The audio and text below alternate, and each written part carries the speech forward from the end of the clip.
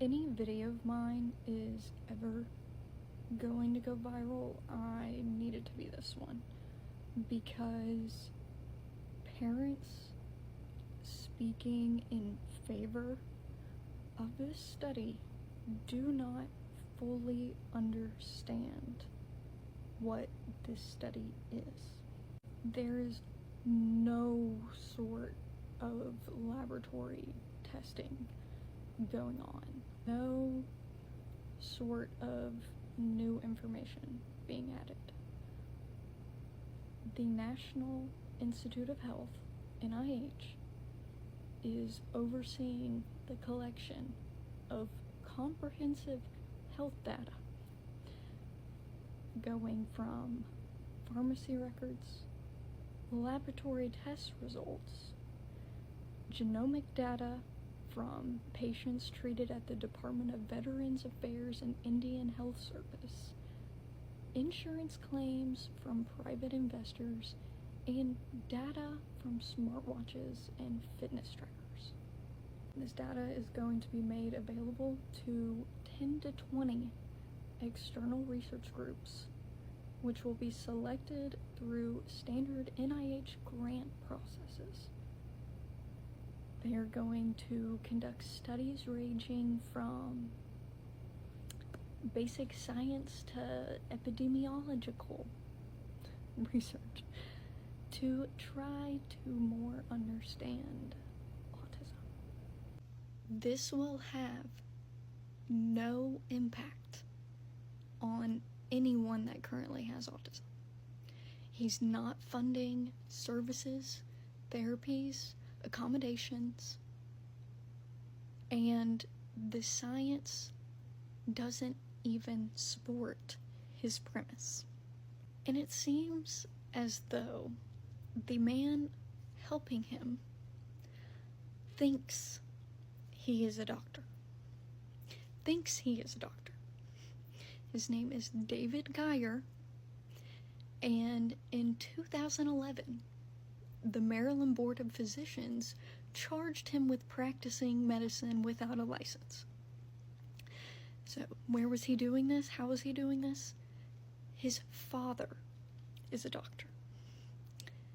And his father, in fact, has also had his medical license suspended multiple times due to unethical treatments for autism. Geyer also is a huge supporter in vaccines potentially causing autism. Not just a supporter, though. He administered Lupron, a drug used to treat prostate cancer, to autistic children in an attempt to reduce testosterone levels, believing this would alleviate autism symptoms. This treatment was not approved and did produce significant health risks, including potential harm to bone density, because he was doing it with children. They were still developing their bones, and he was injecting them with this. To try to prove that vaccines and autism correlate, he established his own IRB, or Institutional Review Board, composed of family members and associates to approve of his research. And this already is breaking so many ethical codes. So after people found this out, his research has been retracted from the scientific journals that they were published in. So even if this study potentially finds something, a person heading it has already had multiple encounters with ethics violations.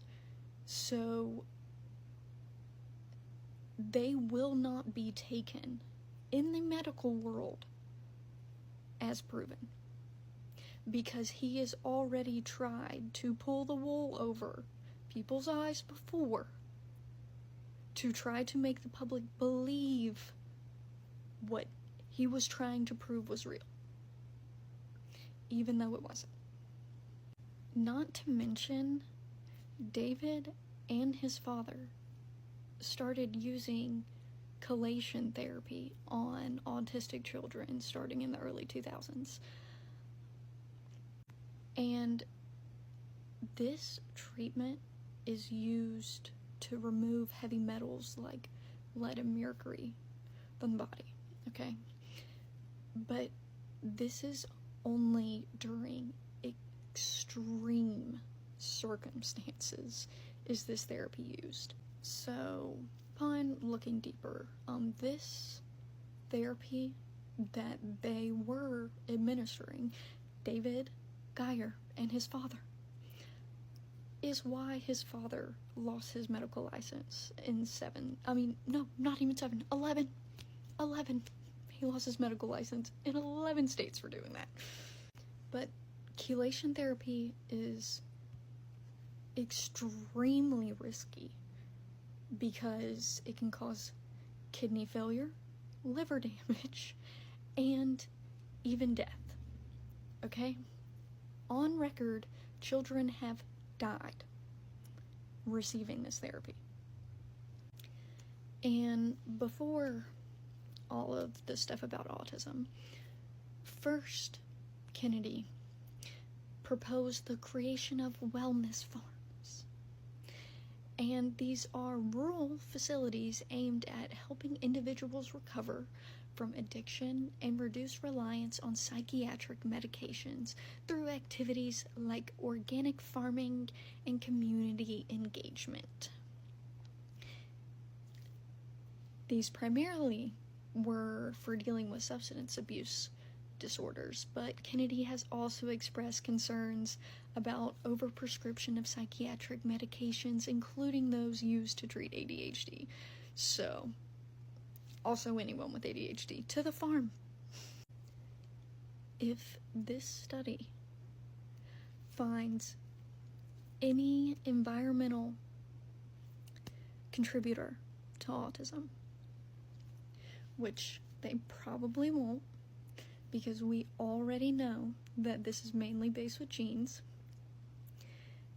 If they find something, though, do you really think that the company that created whatever chemical is going to be held liable?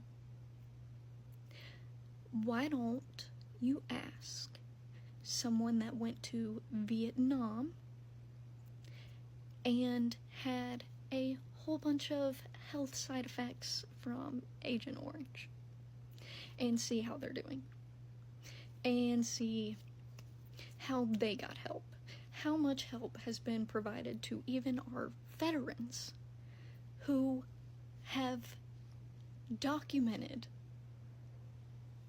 proof that it was the chemicals' fault, how much help they received, and how much convincing they had to do to actually get help for the little of it that they've gotten.